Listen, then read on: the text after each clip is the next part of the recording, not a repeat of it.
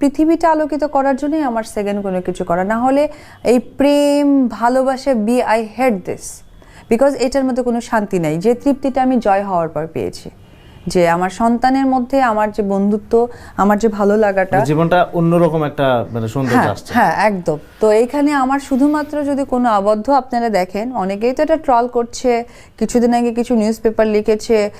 আমরা প্রত্যেকেই জানি মেগাস্টার শাকিব খানকে ছেড়ে অপু বিশ্বাস দ্বিতীয় বিবাহ করতেছেন, তবে এই গুঞ্জনটা কতটা সত্যি আজকের ভিডিওতে তার প্রমাণস্বরূপ দেখানো হবে। তো চলুন আমরা মেগাস্টার শাকিব খানকে ছেড়ে অপু বিশ্বাস দ্বিতীয় বিবাহ করবেন কিনা তার মুখ থেকে শুনে আসি কথাগুলো। ওভারঅল গুড মেন্টালিটির হলে ঠিক আছে, অ্যাটলিস্ট বাকি জীবনটা হ্যাপি থাকতে দেখা যায় যে একটা ছেলে যদি থাকে বা একটা মেয়ে যদি থাকে, এখানে একটা কম্প্রোমাইজের মানসিকতা থাকতে হয়।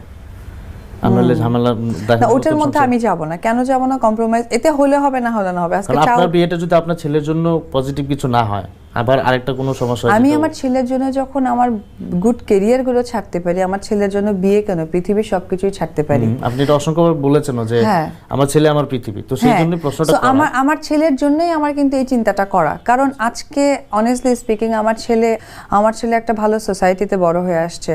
তাদের সোসাইটির যেমন অনেক শো অফ থাকে, কেউ আসে রেঞ্জ রোভার নিয়ে, কেউ আসে হচ্ছে গিয়ে একদম হামার নিয়ে। তো ওই জায়গায় আমাকে তাল মেলাতে হলে ভাই আমার অনেক সাপোর্ট দরকার। তো আসলে আমি এটা শো আপটা, এটা জাস্ট কথার কথা উদাহরণস্বরূপ বলছি, মানে এটাই যে লাগবে তা না।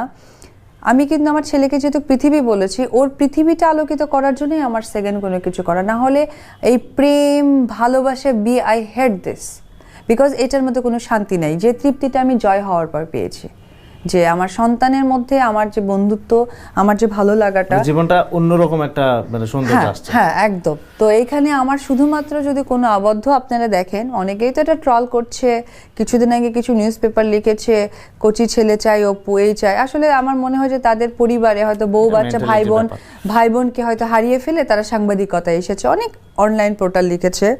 এটা আসলে আমার দেখে গায়েও লাগে না, আমি লাগাতেও চাই না।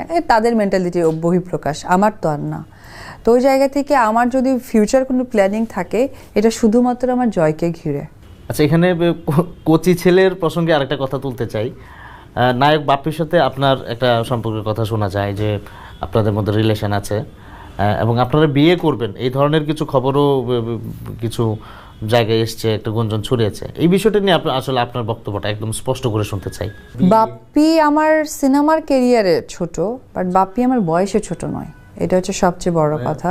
কোচি অর্থে এই অর্থে বলা, আপনি এক সন্তানের মা, সে এখনো বিয়ে করেনি, এই জন্য বলা। তা আমাদের তো একজন অনেক পরিচিত নামি দামি একজন আর্টিস্ট আছে, মেয়ে আর্টিস্ট, তাকেও কি এখন আপনি কোচির দলে ফেলবেন? এইটা বিয়ের উপরে ডিপেন্ড করে। আপনি যার কথা বলছেন, কার কথা বলছেন জানি না, আমি যার কথা বুঝেছি তিনিও কিন্তু বিবাহিত। তিনি কিন্তু দেখেন, আমরা হচ্ছে নারী, মা হওয়াটা আমাদের মধ্যে অধিকার। আর যারা 50 বছর ক্রস করে মা হতে পারেনি তারা নারীই নয়।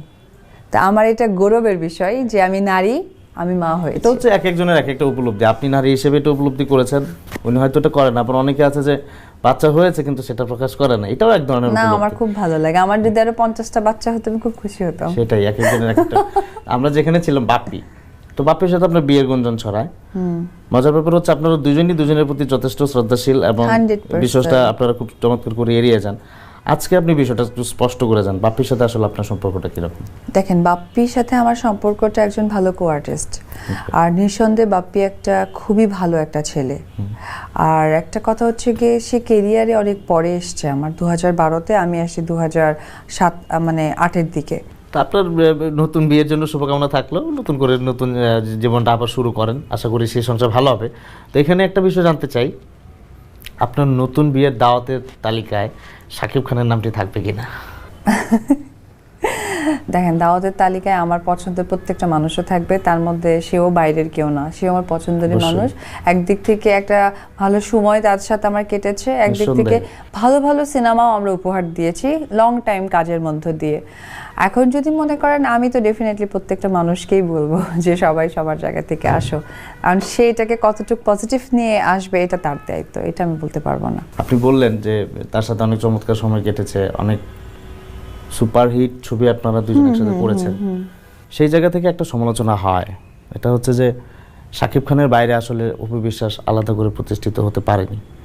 আপনি এই সমালোচনাটাকে কিভাবে দেখেন? এটা সমালোচনা, এটা আমি মনে করি নিন্দুকদের মুখরোচক কথা। আমার কাছে মনে হয় যে আমি তার বাইরে কতটুকু পপুলার এটা আমি একদিন টিভিতে বের হয়ে বুঝতে পেরেছেন। অনেক তো পপুলার হিরোইন হিরো আছে, অনেক তো রিউমার হয়, কয়জন ছড়ায়, কয়জন একদিনে বসে টিভিতে দেখে, কয়জন একদিনে বসে সমস্ত পোর্টাল ফেলে দিয়ে একটিকে হেডলাইন করে।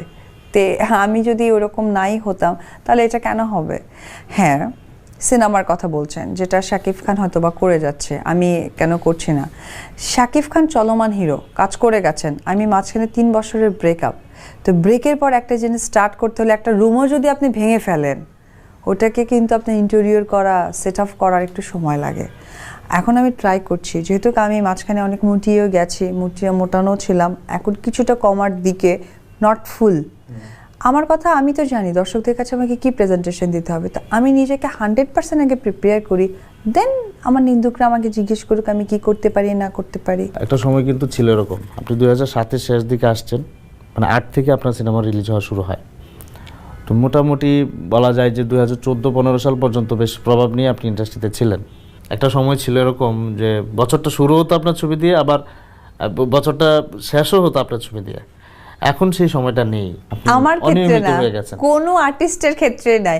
আপনি আমি বাদ দেন, আচ্ছা ঠিক আছে, আমাকে কেউ না কেউ ঘুরে ফিরে বছরে 1টা বা 2টা ছবি হলো করছে, কিন্তু আপনাকে আমরা দেখছিই না। না, 1টা বা 2টা ছবি, ওই ধরনের ছবিগুলো আমার দ্বারাই সম্ভব না করা, কারণ কিছু কিছু সিনেমা হচ্ছে যেগুলো আদৌ আমাকে দিয়ে সম্ভব না। আর যারা কিছু সিনেমা করছে হয়তো ইয়াং, তারা অসম্ভব কাঠঘর পোড়ানোর পর, কথা খরচ করার পর, সেই সময় ইচ্ছা শক্তি কোনোটাই আমার নাই।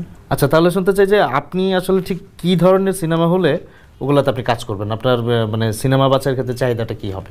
প্রথমত কথা, আমি কখনোই ওপেন ড্রেস পরিনি বিগত 2008 সালে যে এসছে, এবং আজকে অবধি তো প্রশ্নই আসে না। তো যেখানে গিয়ে আমার খুব বেশি আটকে যায় ড্রেসের, বা কিছু কিছু যে নায়িকারা যে আপনার গানগুলো করে, যে আইটেম সংগুলো করে, রাইট, তো ওই জায়গায় এসে আমি কিন্তু একদম বাংলা একটা, আমাদের সিনেমার ভাষায় বলে কবি নীরব, ওইখানে গিয়ে আমি নীরবতা পালন করি। আর সেকেন্ড ইস্যু হচ্ছে যে ধরেন কিছু কিছু প্রডিউসার যারা আসছে, যে নায়িকারা বছরে একটা হলেও কাজ করছে, তাদের মধ্যে খুব ভালো বন্ধুত্ব সম্পর্ক, তাদের সাথে অনেক গল্প, সিটিং মিটিং। আমি তো ধরুন বিগত এত সিটিং মিটিং গল্প নিয়ে কখনো বসিনি, সো ওই টাইমিংটাও আমার সাথে অ্যাডজাস্ট হয় না। ইচ অ্যান্ড এভরিথিং, সিনেমার মান বলতে পারেন, সব কিছু মিলেই একটু পেছানো। বাট আমাকে যে নিবে, অপু বিশ্বাসকে, যেমন শ্বশুরবাড়ি জিন্দাবাদটা আমার করা হলো, ওটা যেহেতু RTV সিনেমা ছিল, তারা অপু বিশ্বাসকেই নিয়েছে। আর আগামীতে আমি নিজেকে আরেকটু প্রিপেয়ার করি, তখন যদি ভালো কোনো অফার আসে ডেফিনেটলি আমি ফিরিয়ে দিব না।